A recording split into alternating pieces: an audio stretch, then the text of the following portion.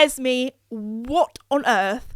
Why do you have your donkey's tooth in the utility room? That is psychopathic behaviour. Oh my gosh, there is somebody in the hotel room. And then after that, my brain went, well, why on earth are they in my hotel room? And then my brain went,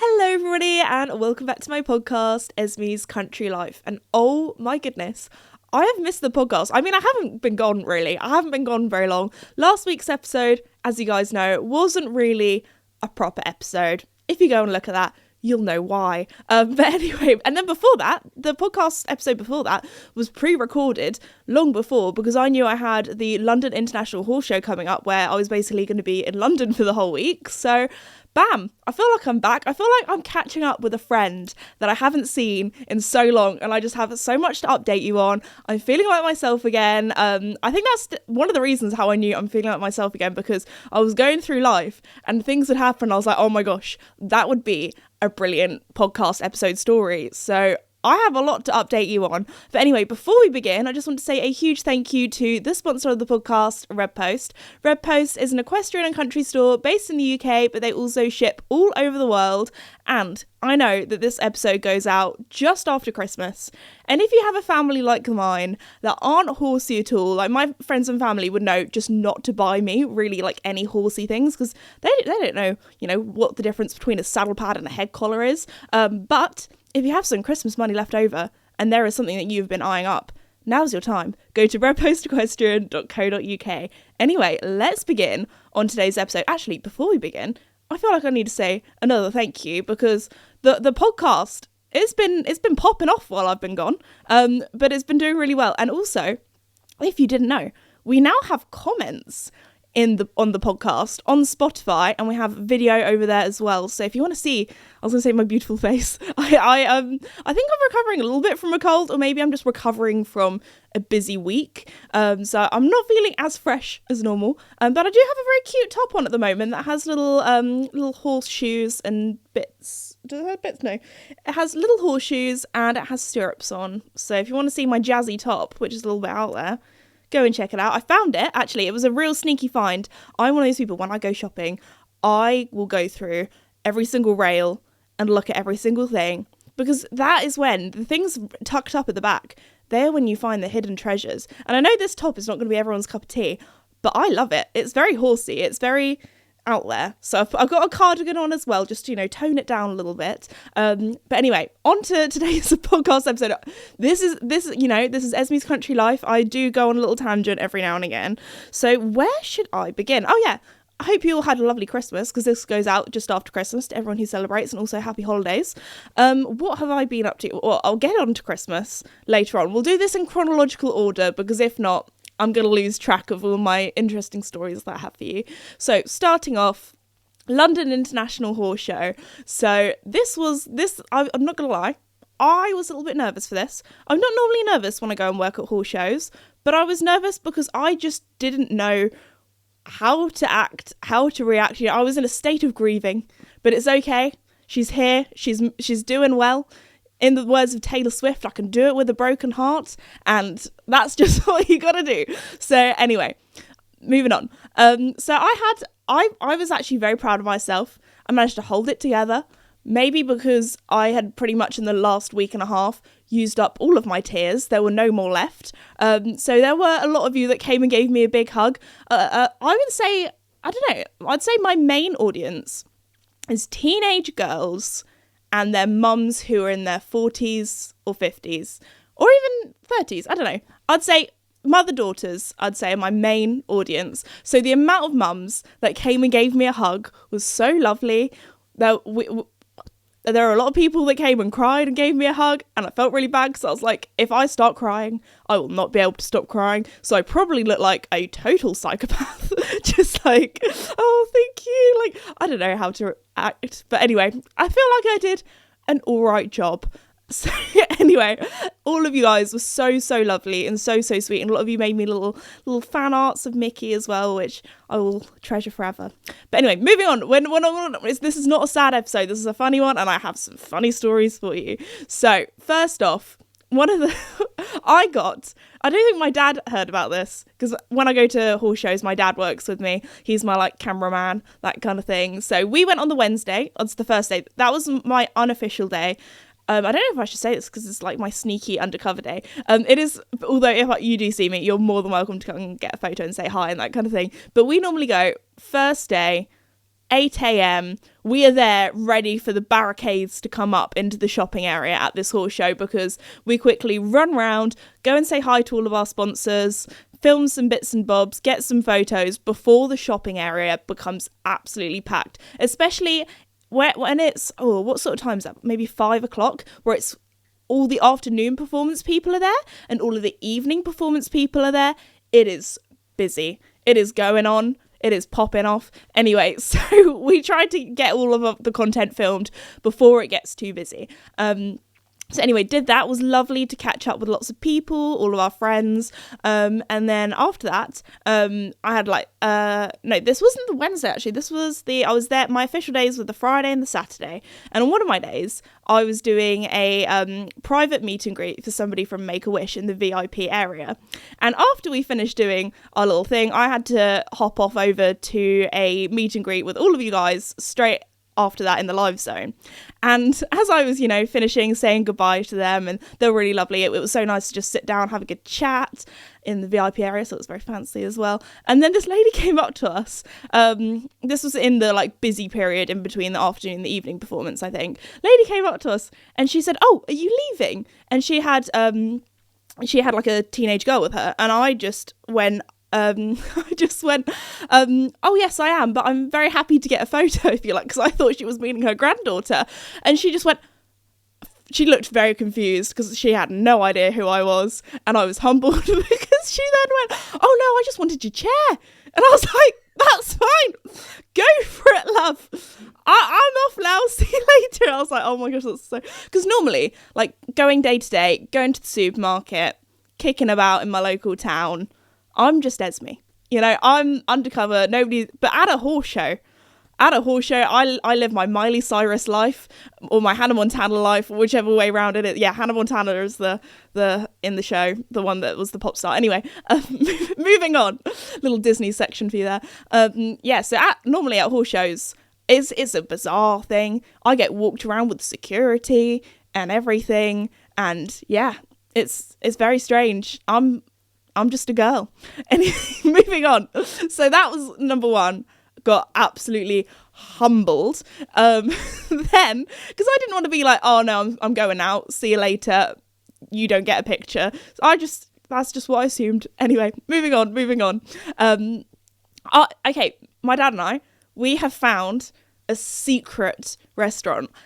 If you listen to last year's podcast episode where I talked about the London International Horse Show, you will know that when it used to be Olympia, because I did a whole comparison between the two, so the show venue has moved since, actually the last time it was there was 2019, it was pre-pandemic, so I feel like that was, if anything's before the pandemic nowadays, that was a long time ago. That's almost vintage, it feels like. Anyway, when it used to be at Olympia, they had this secret Pizza Express. I don't know if it's still there because I haven't actually been to Olympia in so long, Kensington Olympia in London. But yeah, there was a Pizza Express and we would go there and it was just so chill. Get away from the busyness of the shopping and the show. We would just go up there and have a nice snack. They don't have that at the XL. But also, I'm pretty sure, I don't know if I'm allowed to say this or not, but I can't ever imagine the horse show going back to Olympia, because where the warm-up used to be, I'm pretty sure is now a Costa Coffee. So unless you see these horses trotting about with their cappuccinos, I don't think it's going to be happening. But anyway, the XL is a lot bigger, which is nicer because there's more shopping. There's also, you can watch the warm-up arena. Before, the warm-up arena was always tucked around the corner that only VIPs could go and look at.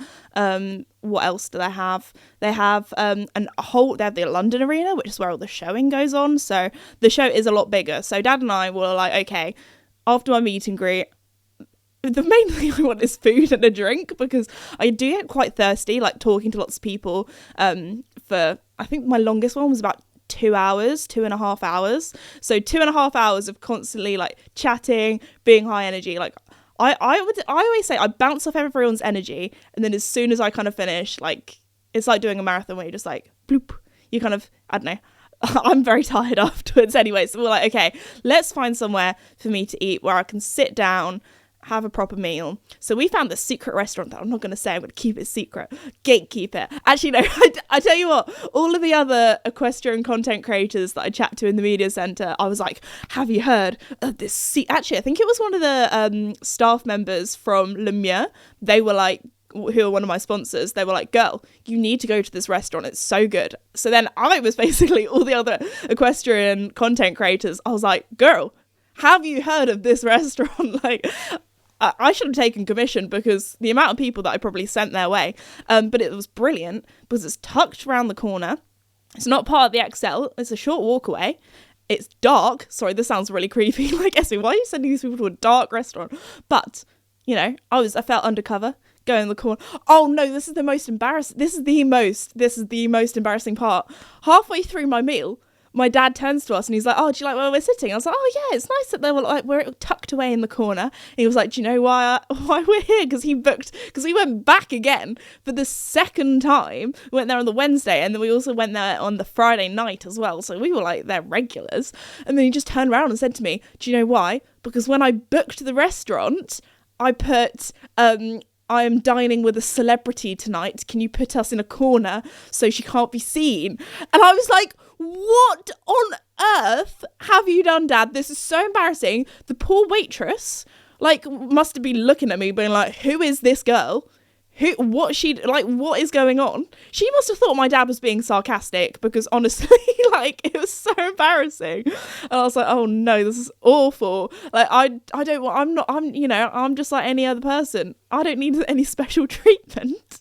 But anyway, so that made me feel very deeply uncomfortable.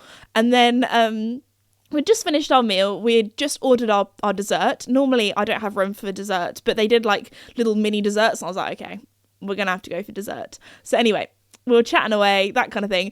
Also, my dad is one of those people where he I don't know if he has one of those faces, or if, I don't know, people was like, oh, that's just Esme's dad. Sorry, that was really mean.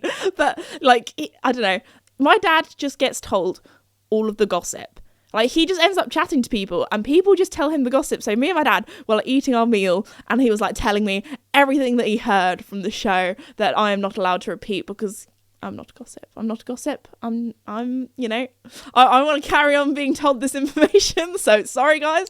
I'm keeping my mouth shut. Anyway, so he was telling me all this gossip, and then suddenly the fire alarm went off. We were like, what on earth is going on?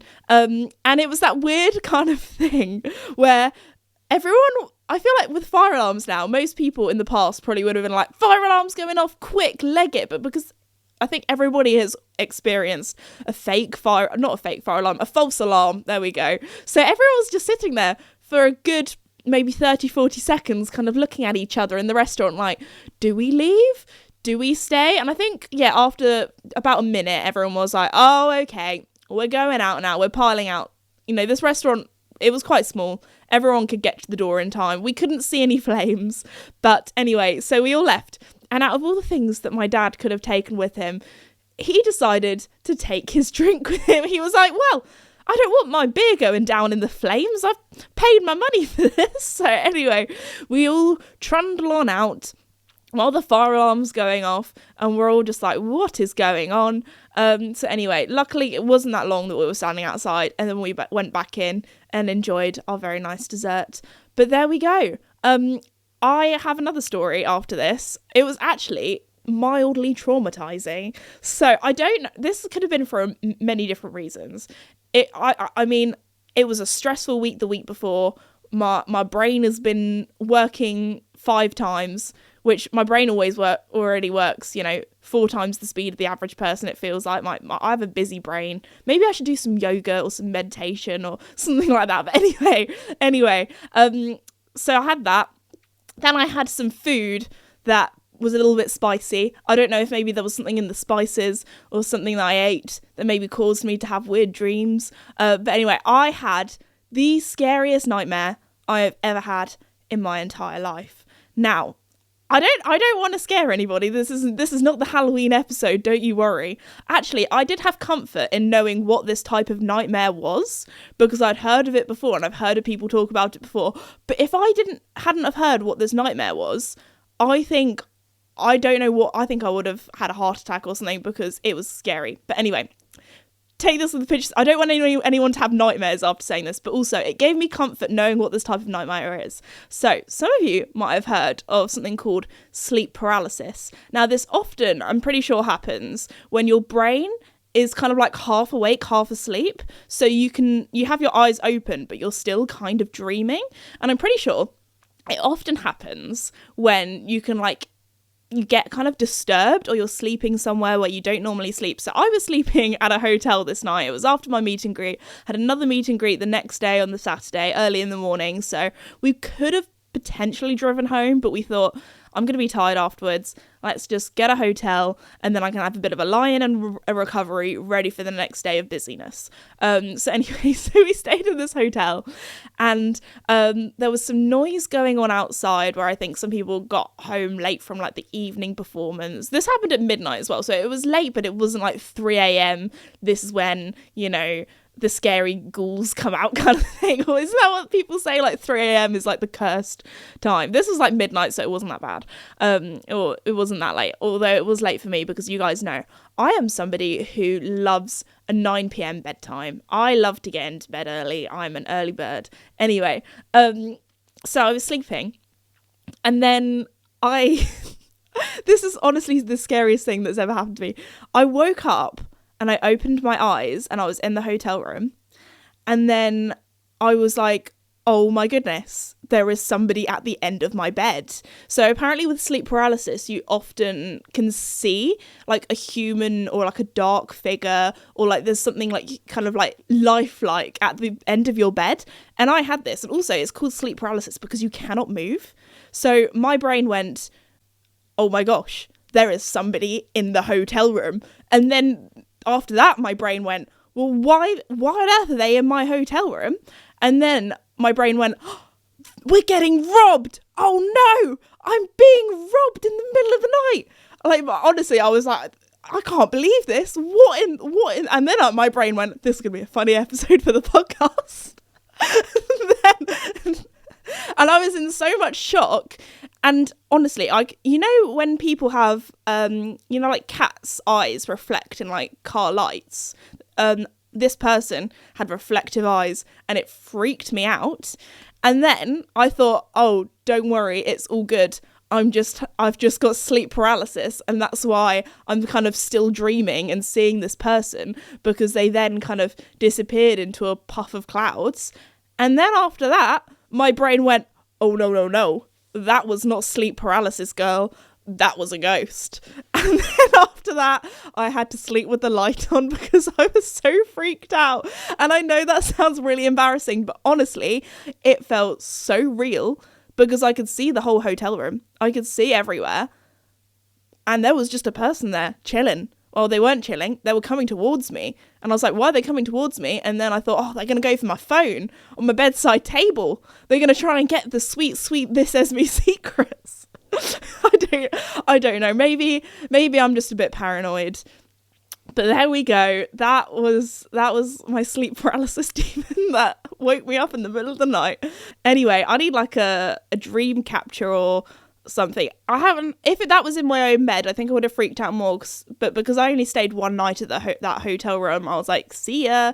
You're not going to be following me. Also, a little explanation, if you don't know what sleep paralysis is, why it's called the, paralysis bit is because, little science Esme here, apparently the brain releases a chemical that when you're asleep, it paralyzes you basically, so you can't move. Because if you're, reenacting your dream, you sometimes see dogs when they're asleep, they run in their dream. Well, humans, we don't do that because if not, we'll be all over the shop. But actually, is that why some people sleepwalk? Maybe they don't release that chemical. That's quite interesting. I have sleepwalked once, I think I might have told the story once on the podcast, but it's so funny. I'm going to have to tell it again. So we were staying, again, we were staying in an Airbnb. It was somewhere that I wasn't used to staying. I woke up in the middle of the night, walked into the kitchen, started waving my arms up and down. And out of all the things I could say, I just said, I'm just here for the gas. I'm just here checking the gas levels. For some reason, I don't know what I was dreaming. Maybe you never know.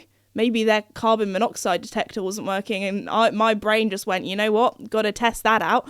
So anyway, I was just waving my arms around and my dad had to come in and be like, girl, what are you doing? And I just said, I'm just here for the gas levels. And then I woke up and I was like, what gas levels? Anyway, went back to sleep all fine after that. But there we go. I think I was about 13, 14 at the time. So it was a long time ago now, like almost 10 years ago. But I remember that really freaking me out, like waking up and being like, I am not where I should be. Where am I? So anyway, I had the opposite of that. I couldn't move, which made it even scarier because I had this dude coming towards me and I couldn't scream. I couldn't move. I couldn't run away. I was just there, hidden under my duvet. And I do think I've had sleep paralysis quite a few times before, so maybe I'm just one of those people but I've never seen someone lifelike like that. I've always been not been able to move when I've kind of woken up, but I just thought, I was so scared I couldn't move, I was petrified, or I'm not going to move in case something gets me, when you hide under your duvet and you're like, I'm safe under my duvet is my protector kind of thing. But yeah, that was creepy. So if you ever have that, the chances of you being robbed is probably low, and the chances of you having sleep paralysis is probably high. So don't worry, it's just your brain doing a weird brain thing. So anyway, that was my time with sleep paralysis. Hopefully you don't get that, because it was the most petrifying thing ever. But moving on, had a lovely time in London. Had a lovely time at the London International Horse Show. Again, I just want to say a huge thank you to all of you that came to my meet and greets and said hi and gave me a hug, because it made me feel a lot better. You guys were also lovely after my rubbish last couple of weeks. But anyway, moving on, I had another trip to London. Girl, honestly, London's my second home at this stage. So I went to, halfway through the horse show, this was on the Thursday, so I had a London packed week. I went to the RSPCA Awards for the young photographer, which was very cool. I'm pretty sure what was it? Wait, I need to get this right. Your girl is amateur hour. Let me find the photo of me with the background, because I want to say the exact words. It was the RSPCA Young Photographer Awards. There we go. So I was very honoured to be invited to give away some prizes. Now, when we got the email through, they're like, hey, it was in more professional language than this. We'll put it into Esme language, which was like, hey girl, do you want to come and give away some awards at the Tower of London? And I was like, oh yeah, that sounds sweet. Sign me up. So anyway, I don't know what that was. But anyway, I thought, brill, day out. Okay, obviously, it was good to do stuff for the charity. Don't get me wrong. This sounds like, I was like, yeah, I just want to go for a free trip to the Tower of London. Oh yeah. So it was very cool. It was actually in the Tower of London, where the crown jewels are kept and all that kind of stuff. We'll get onto that later, because I have another interesting story about that. So anyway, we went through this secret entrance, and what was by the entrance? A raven. Now, obviously, I've seen ravens before, but a lot of the times when you see them, they're quite far away because they're either flying in the sky or they're sitting on someone's house. Up close, ravens are absolutely huge. I mean, this girl, and it was a girl one as well, the girl ones are smaller, she was bigger than my chickens, and my chickens, they are quite beefy. My mum likes to feed up all of my animals. My mum is a feeder. But anyway, this girl was called Poppy, and she knew her name as well, because I said her name, and she turned around and looked at me, and I was like, wow, this is so cool. So anyway, went into the Tower of London, where the awards were, went up into a little secret area, which was very snazzy. Also, if you are, or to anyone who entered in the photography competition, the standards were incredible. They were so good. And these were all taken by 18-year-olds and under, because it was the, children's category. I was jealous of all the photos. I was like, I wish I took that. That was so good. The one that won was of a puffin, and oh my goodness, it looked like something that should be, I don't know, in a magazine. It was phenomenal. Anyway, so also, we're getting to the part where they were like, okay, hey girl, do you want to give out some prizes? So I just thought, oh, it'd be like handing people trophies and saying well done, and like very, very honoured to be invited. But then the night before, I get sent through a script, and I was like, a script? It was 12 pages long, and I was like, how am I going to remember this? Luckily, I had the script there because it had all the judges' notes on, and I had to like read out each award and why it had won, and like, you know, there was all the technical photography stuff, like all the depth of field and the colours and the textures, that kind of thing, all the fancy stuff. So luckily, this is something that I would have freaked me out a few years ago because I am dyslexic, so public reading is not my strong suit. So what did I do?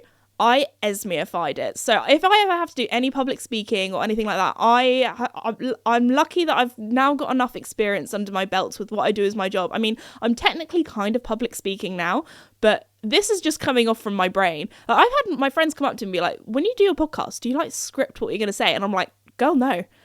Do I script what I'm going to talk to you when I tell you my funny anecdotes of the week? No, I just, one pops into my head and I tell the story. So anyway, I had my highlighter at the ready. I highlighted my sheet and the key words that I needed to talk about. And I would say I didn't do too bad of a job. And I was, standing in front of like a crowd of people. It was also live streamed as well. So this was going to be played at multiple schools around the UK. So I was like, well, it can't be as bad as when I was 16 and I had to speak on stage in front of 500 people and Princess Anne. And also those 500 people were Pony Club mums. And if you've ever met a Pony Club mum, I mean, I can say this because my mum used to be a Pony Club mum, but she was a non-horsey Pony Club mum, so I don't think she was quite in the crew. She was kind of like an outsider. But anyway, you are some scary women. You do not want to get on the wrong side of a Pony Club mum. Anyway, so moving on. So I was like, it's fine. It's all good. I can do this. I hyped myself up. I did it. It was all good. The kids got their prizes. Happy days. But no, honestly, it was really, really lovely to be invited by the RSPCA, and hopefully we were planning on doing some videos together next year.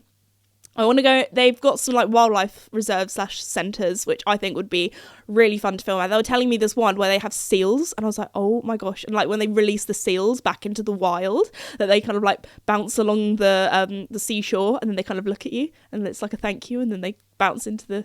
I guess that's kind of how seals move. I'd say they kind of bounce, don't they? Or do they kind of like blubber along? Anyway, you know what I mean. So, but no, so we've got some exciting videos planned for 2025.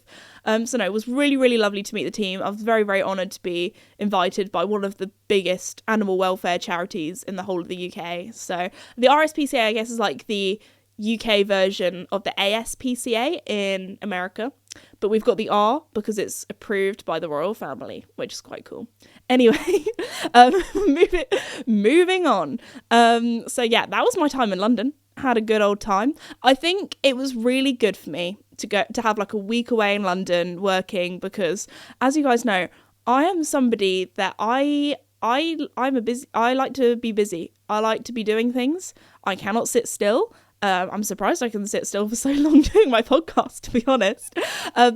But I think having a week of just focusing on work, because I love what I do. I'm so, so grateful to say what I do is my job. So thank you to you guys for listening to the podcast and watching my content and all that kind of stuff.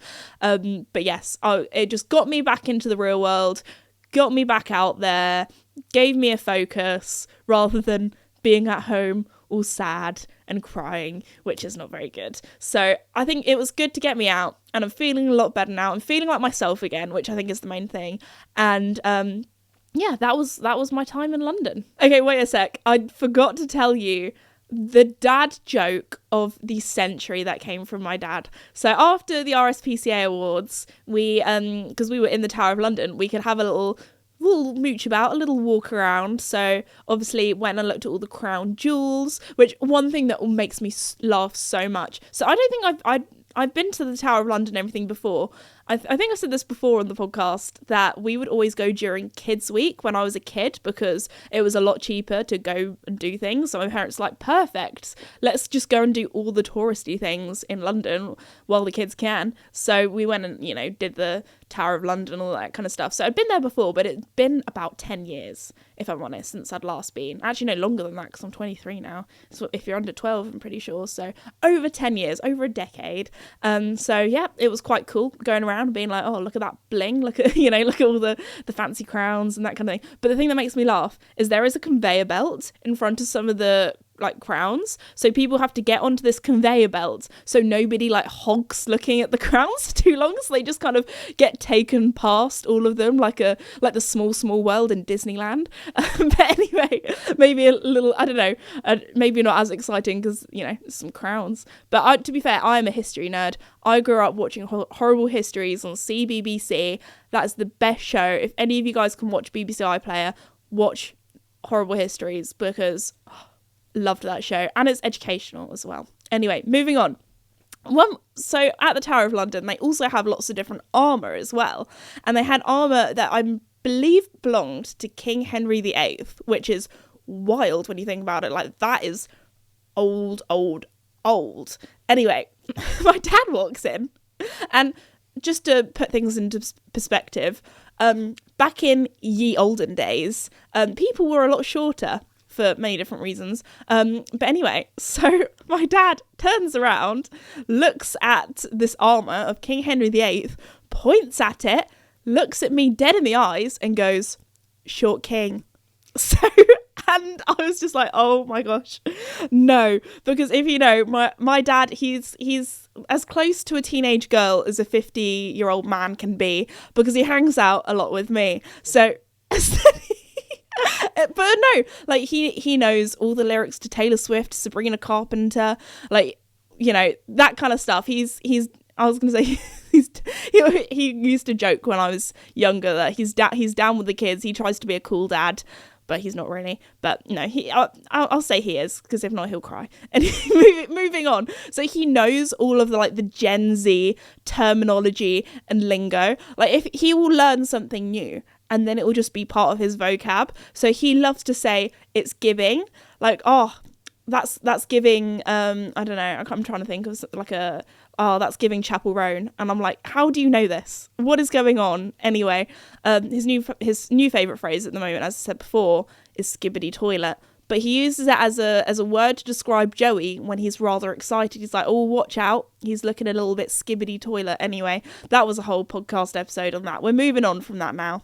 That's last month's news. Anyway, so yeah, when he's just said short king, I was like, oh my gosh, I've never been so proud and so disappointed in my life. So there we go. That was our Tower of London experience. Oh, I haven't even told you how my Christmas was. So we had a big Christmas this year. We had 12 people, so it was a lot. My mum was so worried about us not having enough food. Do you know how many pigs and blankets that my mum ordered for our Christmas dinner?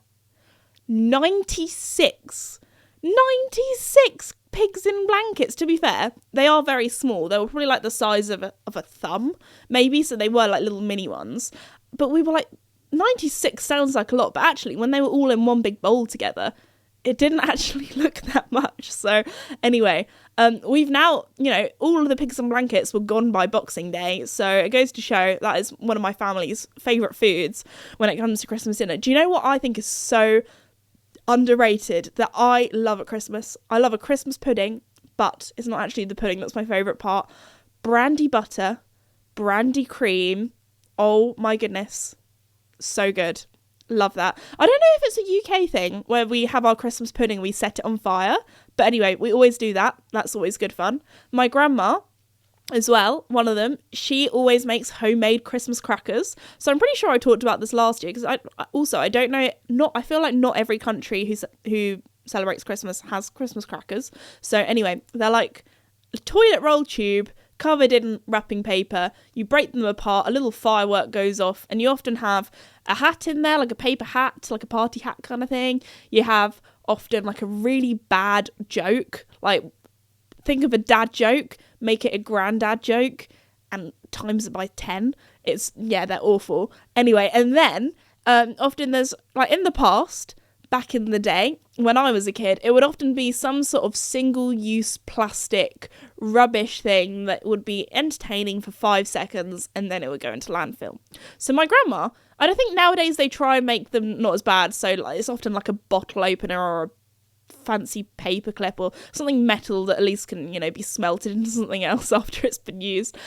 Anyway, my grandma makes homemade ones, so she went to town this year. She actually, do you know what's quite funny? She put names on them all to make sure that we all got the exact price. So for all the grandkids, the 4 of us, she gave us £20 note.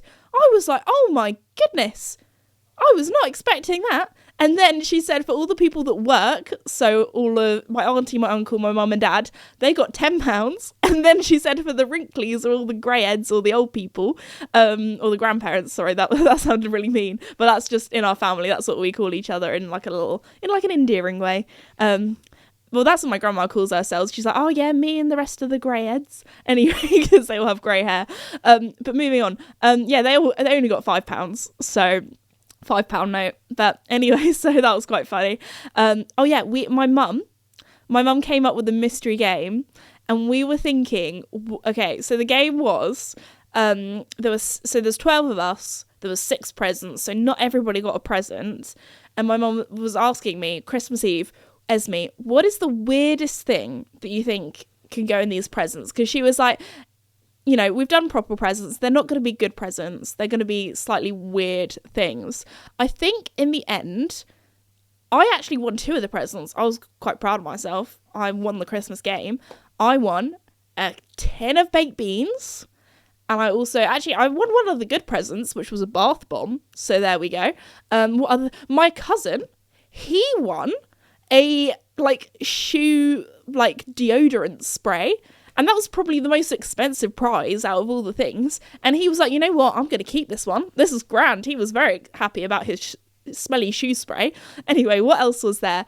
I'm pretty sure my auntie won some bath salts, and then I'm trying to think of what was the last really odd prize. I'm pretty sure my grandma won that. I think, it was some chocolates. It was some chocolates, but they look like they're wrapped in paper foil, metal foil, and they look like Brussels sprouts. So that was actually a very good one as well. I would have liked some chocolates. So that was a really weird. So they were the weird mystery prizes. So we were doing this game, and halfway through, because my dad obviously helped my mum come up with this game, and he was like, oh no, I don't want to, because he had to kind of steal the prizes off each other depending on if you won a round. And my dad was like, oh, I don't want to steal any of them. And we were like, what do you mean? He was like, yeah, the prize. We thought, oh no, how bad are these prizes? So the night before, me and my mum, we were thinking, what is the weirdest thing that we could put in one of the bags? And I think the weirdest thing that we thought for a mystery prize could be was one of my donkey's teeth. Now, we do have a backstory behind this, and I know this is really weird and we didn't do it, and we need to get rid of this tooth, because the reason why we still have this tooth is because when we had the equine dentist, this was a year ago now, because we no longer have Bruno anymore, very sadly. God, 2024 has been a rough year. Anyway, moving on.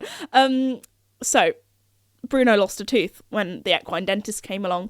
So we have this kind of Bruno tooth. So my mum was like, the vet just gave it to her, and she was like, oh nice, I'll show that to Ez, that's quite interesting. And then she put it in her pocket.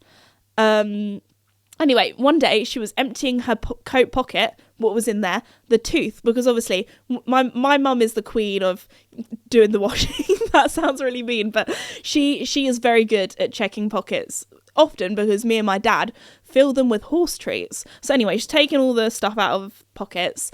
What's in there? This tooth. And then what happens when she's emptying this pocket? One of her friends comes round and, rings the doorbell. And she was like, oh my gosh, I'm going to look like a total weirdo because I have this donkey tooth on the side in the utility room. So what does she do? She puts it in the cupboard under the sink in the utility room. And that is just where this donkey tooth has been for the rest of existence. So we were racking our brains of what would be the weirdest thing. And, we should probably get rid of this tooth, because I'm not going to lie, that is I don't know if that's a little bit creepy. I don't know. Is it I'm asking, because I was talking to my friends about this at the pub the other night. We all went to the pub Christmas Eve. It was very, very wholesome, very sweet. were like, you know, had a little catch up, that kind of thing. Half of my friendship group, who are horsey, farmery, that kind of thing, they were like, no, that's not weird. I've heard of weirder stuff. And the other half of the friendship group were like, Esme, what on earth? Why do you have your donkey's tooth in the utility room? That is psychopathic behaviour. So anyway, let me know in the comments also. Oh yeah, because we have comments now. Let me know if it's weird or not to have your late donkey's tooth in the utility room. Anyway, and on that note, I think we'll finish today's podcast episode there. So also now with comments on Spotify, leave a little comment down below, or it's also on YouTube, leave a little comment down below of Q&A questions, because hopefully next podcast episode I'd quite like to do a Q&A, because we have a lot of new people who have come to the podcast in the last couple of weeks or months. So if you're new, I thought we'd do a little Q&A, a little catch up, find out more about me. I know that's like the very like YouTuber self-absorbed kind of thing, but you never know. I always quite enjoy them because you find out new things about people that you didn't know. And please don't just ask your generic questions. Ask some juicy ones. Ask some, you know, some ones that like things that you don't maybe know about me. So anyway, there we go. That is today's podcast episode. It has been weird and wonderful, that is for sure. I feel like I've just exposed myself and my family for being weirdos. But anyway, on that note, thank you so much to Red Post for sponsoring the podcast. Be sure to go and check their stuff out at redpostequestrian.co.uk, and I'll see you all next time. Bye!